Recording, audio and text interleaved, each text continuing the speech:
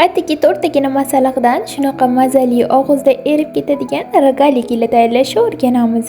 Bismillah deb idishimizga 400 gram un solishdan boshlaymiz va 200 gram margarinni muzdek holatda qirg'ichdan chiqazib, urvoq holatiga keltiramiz. Va oldindan o'lchab qo'yilgan 150 gramli qaymog'imizni solamiz. Ustidan esa bitta dona tuxum sarig'ini solib olamiz va bir choy qoshiq razhiytel bilan birgalikda yaxshilab xamir qorib olamiz. Yumshoqqina xamir bo'lishi kerak shu massani o'zidan. Tayyor bo'lgan xamirimizni 4 soat muzlatgichga olib qo'yamiz va 4 soatdan so'ng olib xamirimizni naqd 6 ta bo'lakka bo'lib olamiz. Bo'laklarimizni esa zvolecha shakliga keltirib, jiva yordamida dumaloq qilib yoyib olamiz. O'zingiz xohlagancha kesib olishingiz mumkin. Va xuddi shuni videoda ko'rsatilgandek qilib rogaliki shaklida o'rab olamiz.